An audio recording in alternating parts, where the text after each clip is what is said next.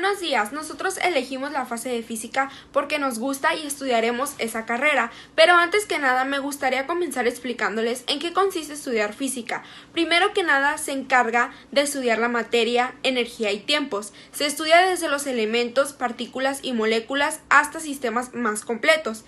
Por eso nosotros elegimos esa fase, esa carrera como tal, porque nos gusta y nos motiva mucho estudiar. Para resolver este problema, comenzamos reemplazando la ecuación de velocidad en esta ecuación.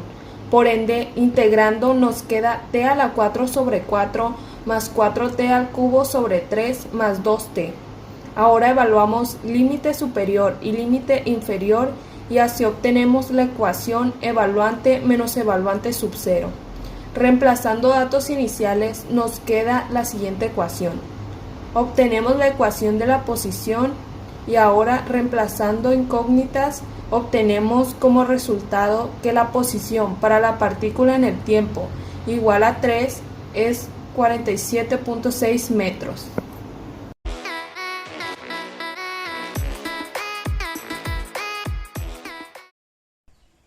Para la resolución de este problema debemos de considerar tanto el peso del tanque como el de la cuerda. El peso del tanque es constante, no cambia, son 50 kilogramos, mientras que el peso de la cuerda varía conforme el tanque sube, es decir, un cuarto 8 menos x. Si un objeto se mueve en la dirección positiva a lo largo de un intervalo AP, mientras se somete a una fuerza variable f de x aplicada en la misma dirección que el movimiento, entonces el trabajo W efectuado por la fuerza sobre el objeto equivale a la ecuación que se está mostrando en la pantalla. Para este tipo de problemas, donde tenemos que calcular el trabajo realizado por una fuerza variable en la dirección del eje X, necesitamos saber la expresión de f como una función de x. Bueno, también es necesario conocer los puntos inicial y final para determinar los límites de integración. La integral puede volverse más fácil o más difícil dependiendo de la expresión de f de x. Tenemos el problema y aplicando la definición de trabajo tenemos la siguiente integral.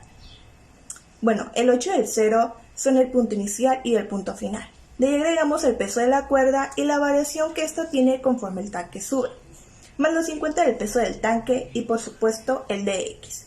Todo esto es igual a lo que estamos viendo.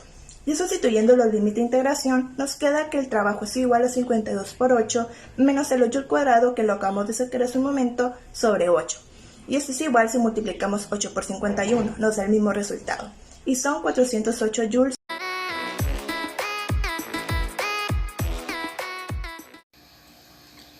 La temperatura de un cuerpo cambia a una velocidad que es proporcional a la diferencia de las temperaturas en el medio exterior y el cuerpo. La fórmula que se utiliza es la siguiente. La diferencia de temperatura entre la diferencia de tiempo es igual a la constante por la temperatura menos la temperatura del ambiente. Utilizando el método de variables separadas, la diferencia de temperatura entre la temperatura menos la temperatura del ambiente es igual a la constante por la diferencia de tiempo. Integrando en ambos lados, la integral de la diferencia de tiempo entre la temperatura del ambiente es igual a la constante por la integral de la diferencia de tiempo.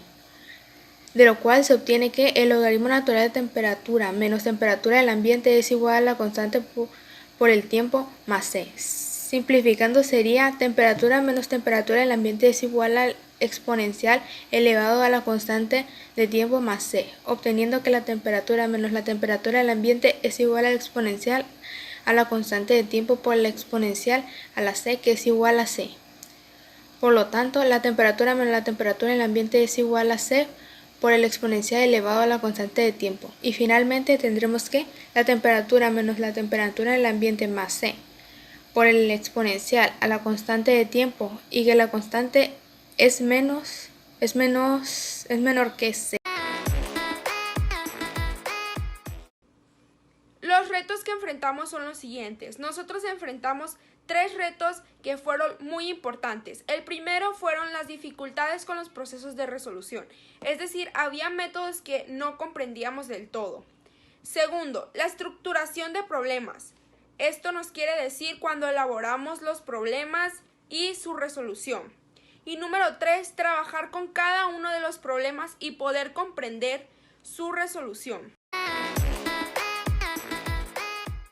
Y ahora bien, la importancia de cálculo en la resolución de problemas contribuye a aprender aplicando diferentes métodos de interacción con el mundo físico y matemático, además de que se adquiere comprensión y sentido del número. Esto nos despierta el interés y capacidad de concentración para aprender cálculo y sus métodos. El cálculo es una de las matemáticas que se ocupa del estudio, de la variación y del movimiento, permitiendo observar y describir la realidad en términos dinámicos, y se emplea en diversos campos, como la física, que permite plantear modelos a resolver para el mundo. Se obtienen conclusiones y facilitan el análisis y la interpelación de fenómenos sobre el cual gira el problema, y la cual posibilita las predicciones sobre su comportamiento.